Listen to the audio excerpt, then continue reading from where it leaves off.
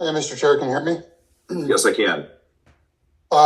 Louisa, thanks for inviting me today. I'm not really sure what the point would be other than racking up views on YouTube.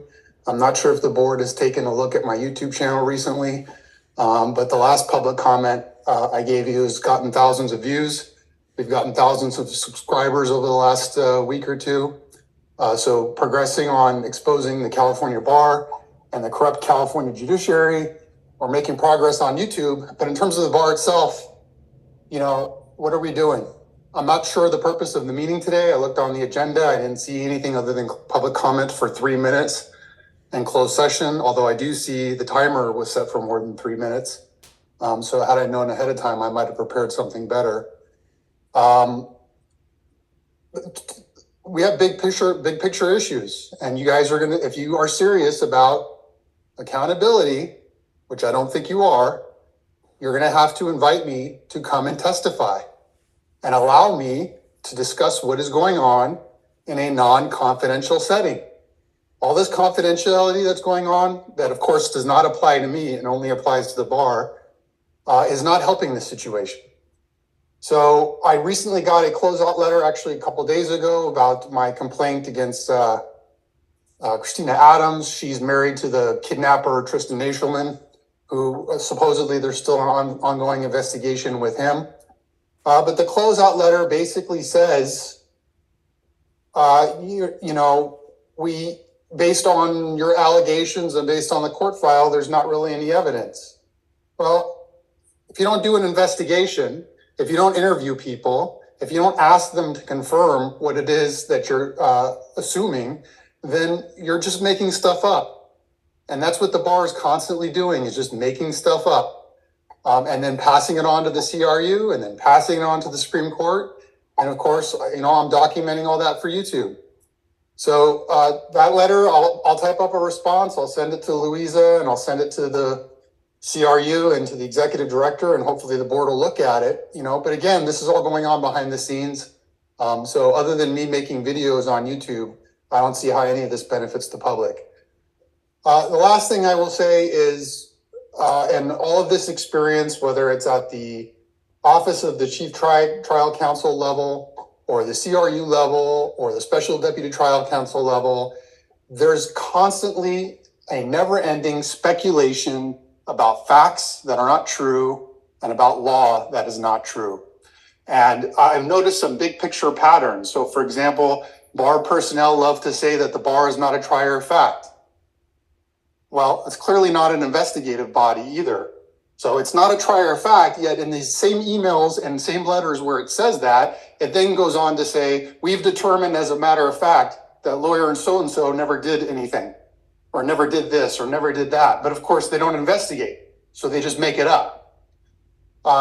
Same thing about false conclusions of laws. So a lot of my issues, as you know, pertain to family court. And all of these bar lawyers at the Office of the Chief Trial Counsel, the Special Deputy Trial Counsel, and so on and so forth, they come up with all these hypotheticals about what could be possible. So, I can envision a scenario where ex parte communications would be okay between an opposing counsel and a judge. But that has nothing to do with my case or what I complained about. And it's actually against the law if you read the California Rules of Court as it pertains to family court, or the California Rules of Civil Procedure. So they just keep putting this nonsense into writing, into confidential letters. And the only way that you guys are going to get a handle on this is by having public hearings and allowing victims like me to put these letters up for the world to see. So I'm glad I got a little bit more than 3 minutes, but this is still not enough. So I'll just reiterate one more time. We need public hearings where I can put these letters up for the public to see what's going on with the Office of the Chief Trial Counsel, with the Special Deputy Trial Counsel, and with the State Bar Court. So I'll leave with this. We need cameras in all courtrooms now, and that includes the State Bar Court. A State Bar judge should not have discretion as to whether to allow cameras in the courtroom. Thank you very much for hearing me. All right, thank you, Mr. Sternberg.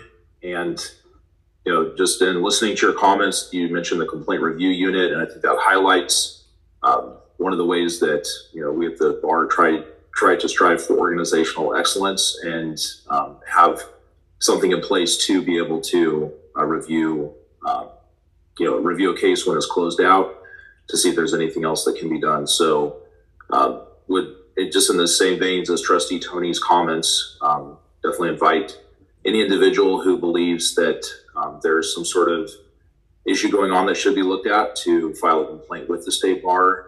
And then if believe that there's additional facts or things that should be looked at, avail yourselves of the various things in place to ensure that we get these decisions right. And we have Mr. Sternberg, who's also raised their hand again. Yes, Mr. Sternberg, just briefly, please. Very briefly, you made some follow-up comments on my comments, encouraging people to work their way through the system. And I want to make this clear. You guys, meaning the bar, have a pattern and practice of deliberately closing out complaints, refusing to investigate, and forcing the complainant into an appeal. It is extremely time-consuming. It is very difficult. The CRU does not respond. They've only responded when I started coming to these board meetings. And then again, they make up fake facts and fake law and never actually investigate anything. And then you got to go on to the Supreme Court. So these systems are totally broken. Thank you. All right. Thank you, Mr. Sternberg.